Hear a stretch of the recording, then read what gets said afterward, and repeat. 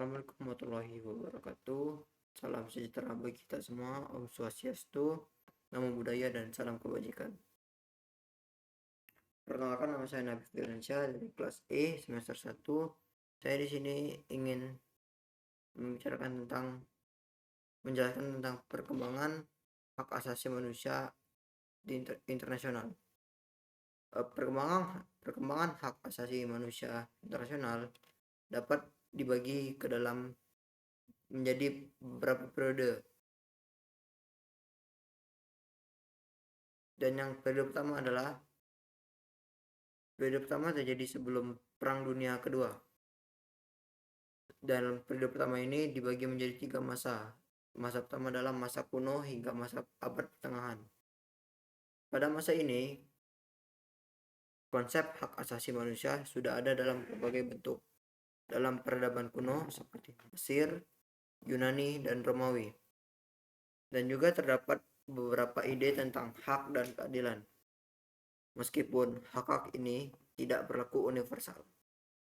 Dan yang kedua adalah pada masa abad pencerahan pada abad ke-7, 17, dan hingga 18. Pada periode ini, pemikiran hak asasi manusia mulai berkembang secara signifikan, terutama melalui karya para filsuf seperti John Locke, Rousseau, dan Voltaire.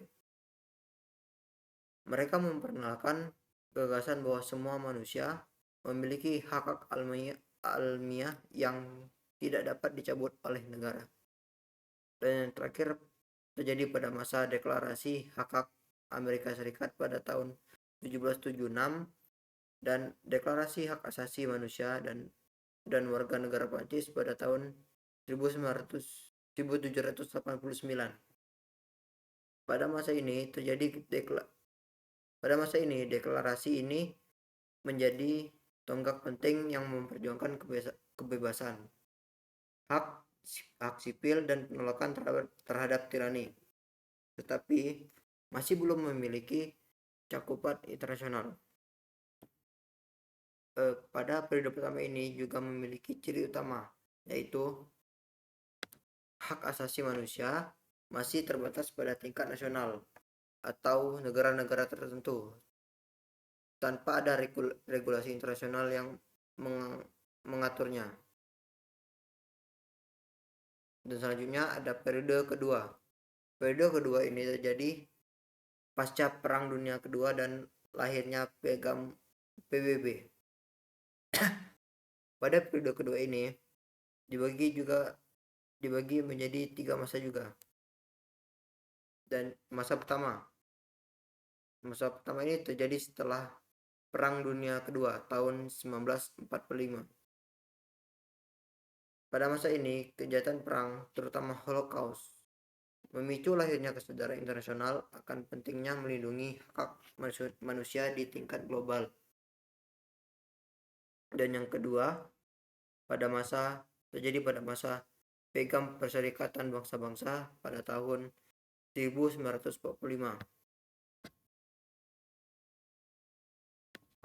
Pada masa ini, pembentukan PBB menandai awal upaya untuk menciptakan sistem internasional yang menjamin perdamaian dan melindungi hak dasar manusia.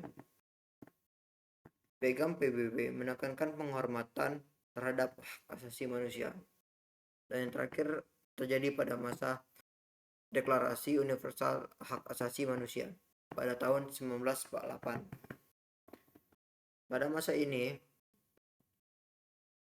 adalah momen bersejarah ketika komunitas internasional melalui PBB untuk pertama kalinya menyetujui dokumen yang mengakui hak-hak dasar bagi semua orang di seluruh dunia, tanpa memandang kebangsaan, agama, atau ras. Dan pada periode kedua ini juga ada ciri khas, yaitu ciri khas pada periode kedua ini adalah hak asasi manusia mulai diakui secara global dengan dimulainya sistem hukum internasional yang mengatur dan melindungi hak-hak individu. meskipun belum memiliki kekuatan hukum yang mengikat. Dan yang terakhir ada periode ketiga. Periode ketiga ini terjadi dari tahun 1960 hingga sekarang. Dan pada periode ini juga dibagi menjadi 3 masa. Masa yang pertama adalah tahun 1960 hingga 1980. Pada masa ini ditandai dengan berkembangnya gerakan dekolonisasi di Asia dan Afrika, di mana negara-negara yang baru merdeka memperjuangkan hak atas penentuan nasib sendiri dan kemerdekaan. Dan hak itu berupa hak ekonomi, sosial, dan budaya. Dan hak itu juga mendapat perhatian lebih besar. Dan masa yang kedua terjadi pada konvensi internasional. Pada periode ini, berbagai instrumen hukum internasional diadopsi,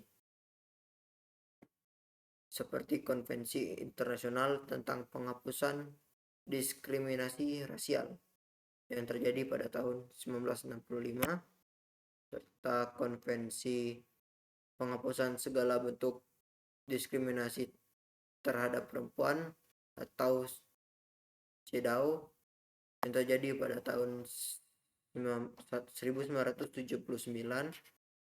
serta Konvensi tentang Hak Anak atau CRC yang terjadi pada tahun 1989. Yang ketiga terjadi pada masa hak asasi manusia dan globalisasi. Periode hak asasi manusia dan globalisasi. Pada periode ini terjadi di era modern. Pada periode ini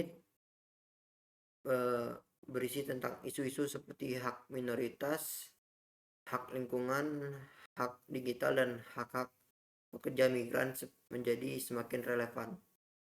Pengaruh globalisasi menyebabkan hak asasi manusia harus beradaptasi dengan tantangan baru, termasuk peran teknologi, privasi, dan perubahan iklim. Dan yang terakhir terjadi pada periode Mahkamah Pidana Internasional atau ICC tahun 2002. Pendirian ICC memberikan ruang hukum untuk menuntut pelanggaran hak asasi manusia. Hak asasi manusia berat termasuk genosida, kejahatan perang, dan kejahatan terhadap kemanusiaan. Pada periode ini juga memiliki ciri khas, yaitu hak asasi manusia telah berkembang dari sekedar konsep ke dalam bentuk instrumen hukum internasional yang lebih kuat, dengan penekanan pada penerapan dan penegakan hak-hak tersebut melalui berbagai lembaga internasional. Dan secara keseluruhan dari ketiga periode ini adalah perkembangan hak asasi manusia internasional mencerminkan perubahan dari konsep yang bersifat nasional menjadi sistem global yang lebih terorganisir dan mengikat. Sekian, itu adalah paparan materi dari saya. Yang ada salah kata saya ucapan maaf. Wabillahi taufiq wal hidayah. Wassalamualaikum warahmatullahi wabarakatuh.